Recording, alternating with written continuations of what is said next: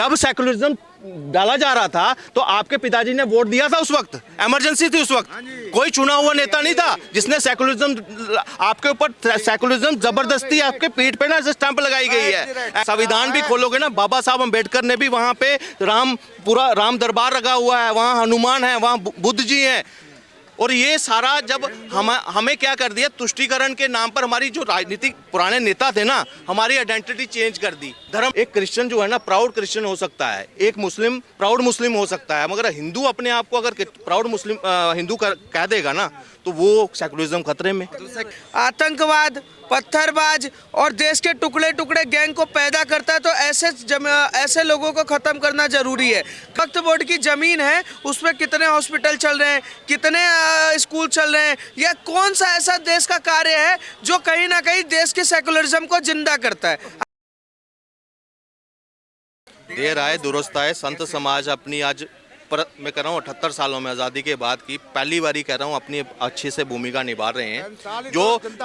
जो चीज़ें बहुत दशकों पहले हो जानी चाहिए थी ना, संविधान जब बनते ही उस वक्त चीज़ें लागू होनी चाहिए थी, वो आज अगर 78 साल के बाद लागू हो रही है ना, हम इसको भी वेलकम करेंगे।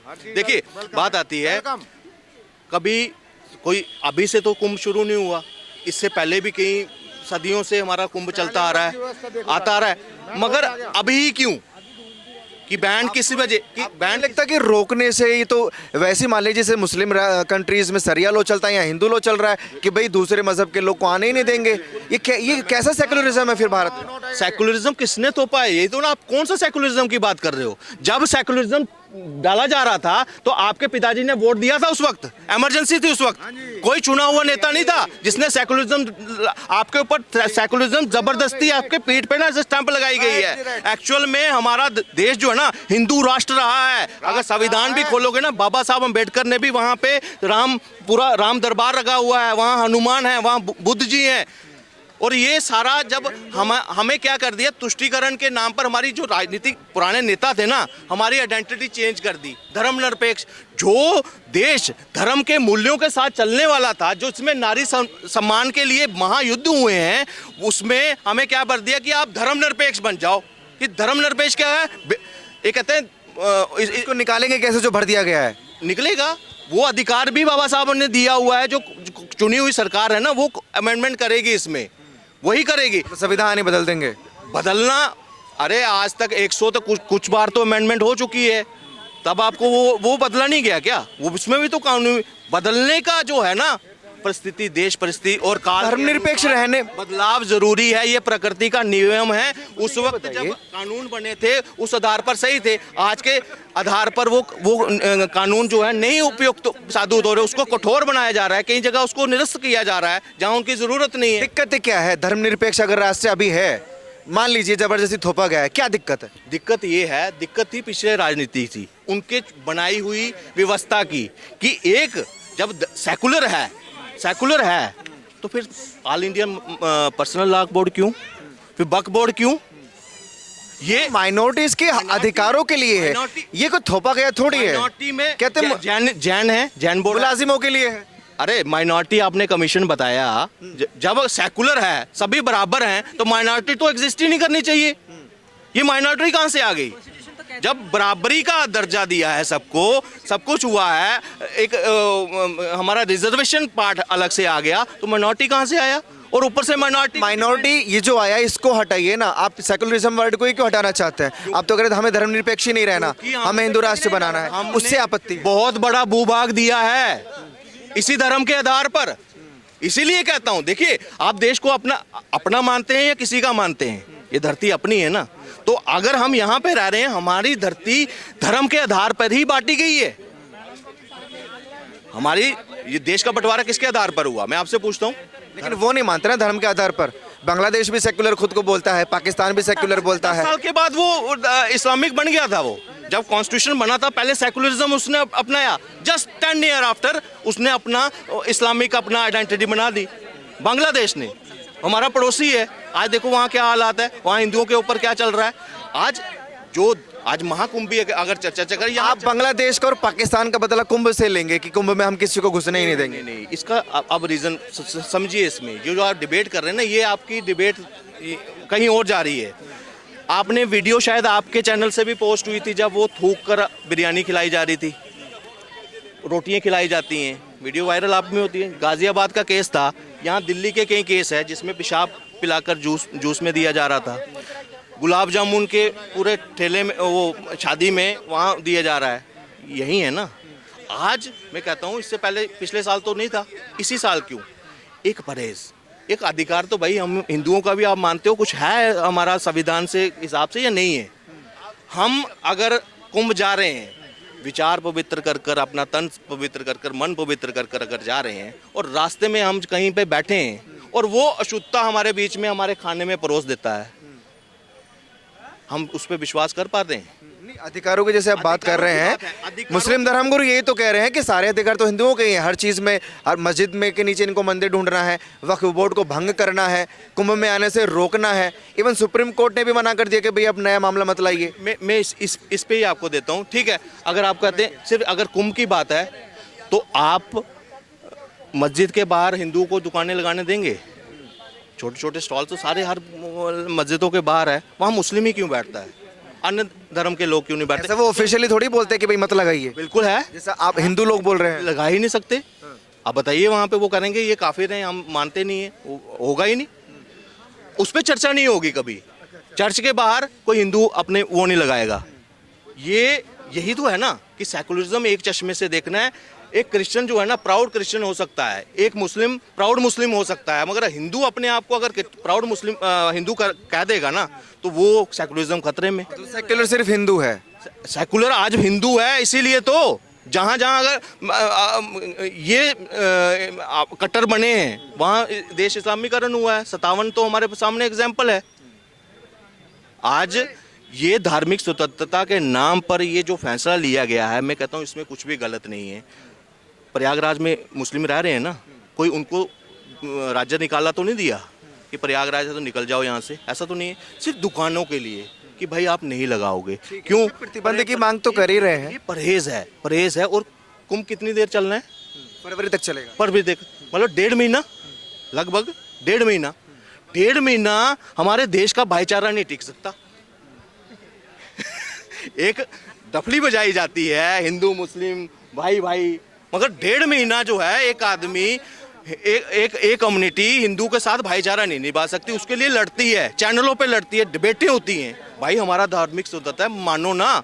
हम कहते हैं गाय हमारी माता है, मगर उसके लिए एकदम अगर भाईचारा है तो वो क्यों, कैसे खाना कैसे बन रहा है उनका, वो उस पर राइट कैसे समझते हैं कि इसको खाने में हमारा राइट है?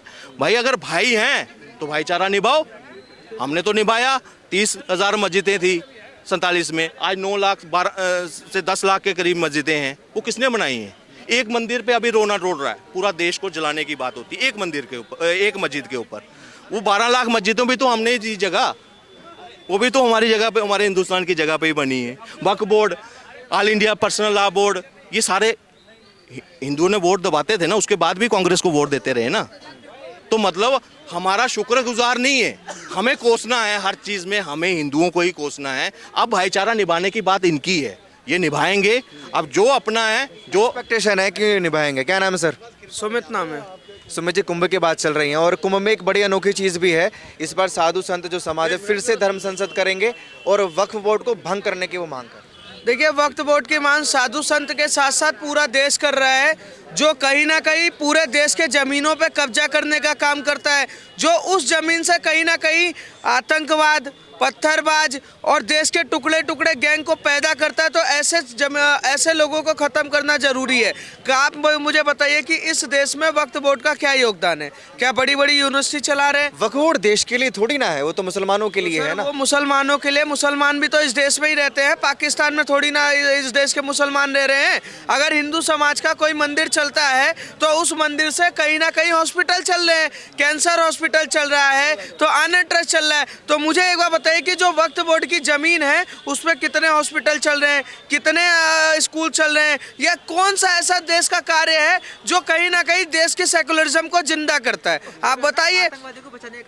ठीक है, अगर जो आतंकवाद को पैदा करें, जो सांप के केस लड़ने का काम करे, जो पत्थरबाजों को फंडिंग कराने का काम करे, तो ऐसा वक्फ बोर्ड भारत के लिए तो कैंसर है ना, और कैंसर को काटना जिम्मेदारी जरूरी है। फिर इसकी जिम्मेदारी फिर सरकार को लेनी होगी ना। अगर कुछ गलत हो रहा है वक्फ बोर्ड की आड़ में तो सरकार को एक्शन लेना चाहिए। सरकार ने अब तो साधु संत एक्शन लेंगे क्या देश में? सरकार ने एक्शन ले लिया ना सर। आप एक बार बताइए, साधु संत और कहीं ना कहीं इस देश के जो मतदाता है वही सरकार बनाते हैं, और हमारे बीच में से ही सरकार बनाने वाला कोई जाता है, वो कहीं 72 उरों से नहीं भी आता। आपको ये तय करना पड़ेगा जो सरकार बनाने वाला है उसको विचार पहुंचाने का, अगर कोई काम कर रहा है, आवाज पहुंचाने का कोई काम कर रहा है तो बड़े लोग कर सकते हैं, क्योंकि इस देश के कहीं ना कहीं अगर संस्कृति और महानता को कोई बताता तो साधु संत बताते हैं, और साधु संत जब वो बात वहां तक पहुंचाएंगे तो सरकार उस पर काम करेगी। सरकार ने काम भी किया, उसके लिए बिल लेकर आए, कहीं ना कहीं वो जेपीसी में फंसा हुआ, पर अगले सेशन में वो भी पास हो जाएगा।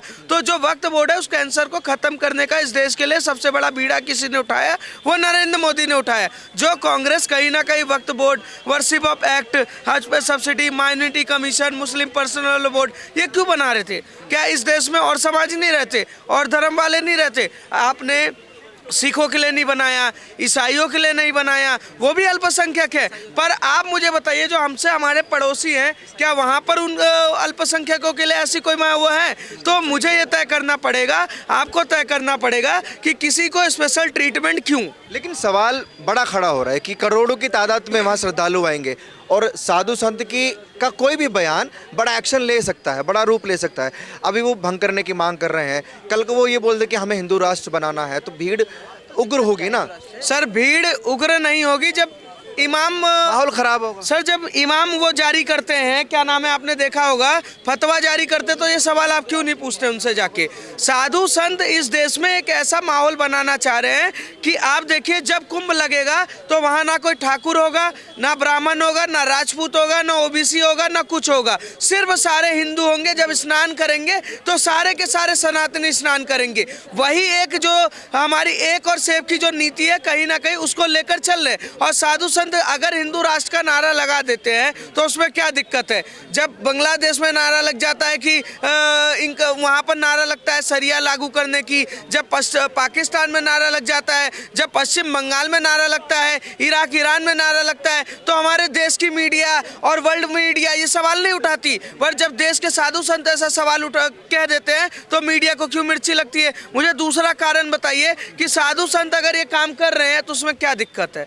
एक समाज को जोड़ने का काम कर रहे हैं, एक समाज अपने समाज को जोड़ के फतवा जारी करता है। मुस्लिम धर्मगुरु ये कह रहे हैं कि साधु समाज जो है, साधु संत समाज, ये श्रद्धा के लिए जा रहे हैं या मुसलमानों के खिलाफ जा रहे हैं? ये कहीं ना कहीं श्रद्धा के लिए भी जा रहे हैं और इस देश के उन टुकड़े टुकड़े गैंगों के खिलाफ भी जा रहे हैं जो देश के खिलाफ है, उन आतंकवादियों के खिलाफ जा रहे हैं जो देश के खिलाफ है। एक बार बताइए, साधु संत राम यात्रा से रखते हैं कि नहीं रखते? उनका नाता है कि नहीं है? अगर राम यात्रा पे जो पत्थर चलाएंगे तो उनके खिलाफ क्या साधु संतों को इतना भी अधिकार नहीं है देश में बोलने का? अगर बहराइच में राम गोपाल मिश्रा को मारा जाता है तो क्या इस देश के साधु संतों को इतना अधिकार नहीं है कि उनके पक्ष में बोल सके? तो आपको तय करना पड़ेगा, ये संविधान तय करेगा, ये सरकार तय करेगी, या यहाँ का ऊंचा पैजामा और मुल्ला तय करेगा कि साधु संत क्या बोलेंगे? पहले मुल्ला ये तय कर ले कि हलाला, जलाला, तलाला, इन सब पर काम कर ले, उसके बाद वो हम पर बात करे। ठीक है, बहुत शुक्रिया। क्या नाम है सर? मैं अमित अरोड़ा, दिल्ली से। अरोड़ा साहब, कुंभ में जो डिमांड है साधु समाज की कि भाई मुसलमान ना आए, और दूसरा वो चाहते हैं कि वक्फ बोर्ड भंग हो। देखिए, वक्फ बोर्ड भी भंग होना चाहिए, और इनके जो एसपी के नेता, उनका क्या बयान आया था कि हिंदू भी तो दरगाहों पे जाते हैं, हम इनको दरगाहों से भगाएंगे। देखो, एसपी के नेता ने ये बोला, वरकुर रहमान ने, कि यदि हिंदू जाएंगे दरगाहों पे तो हम इनको भगाएंगे। देखिए, उनको ये नहीं मालूम इनके दरगाहों के जो मौलाना मौलवी काजी है ना, उनको जो पैसा मिल रहा है ना, जो तनख्वाहें मिल रही हैं, वो हिंदुओं के पैसे से मिल रही हैं, जो हिंदू वहाँ पे जाते। मैं तो कहता हूँ भगाओ मत, जो हिंदू जाता ना दरगाहों पे उसको 4 चित्तर लगाओ, 4 थप्पड़ मारो उसको, ताकि वो दोबारा जाए ना। देखो, हमें जाने की जरूरत क्या है दरगाहों में? हमारे अपने जो हैं 33 करोड़ जो देवी देवता हैं, वो क्या कम है? हमारी मन्नतें जो हैं वो पूरी हो रही हैं, हमें इन दरगाहों पे जाने की ज़रूरत क्या है? ये जाएं जिन्होंने जाना है। यदि देखो, मैं कहता हूँ ये हिंदुओं की एंट्री बैन करें दरगाहों पे, जैसे इनकी एंट्री बैन की जा रही है वहाँ पे प्रयागराज में। ये काम होना चाहिए। ठीक है, बहुत शुक्रिया। लोगों से बातचीत कर रहे थे नए साल के लिए भी, और कुंभ से रिलेटेड भी मैंने बातें की। आप लोगों को क्या लगता है, प्लीज़ अपने राय कमेंट सेक्शन में दीजिए, और ऐसी खबरों के लिए जुड़े रहिए हमारे साथ और देखते रहिए TN World।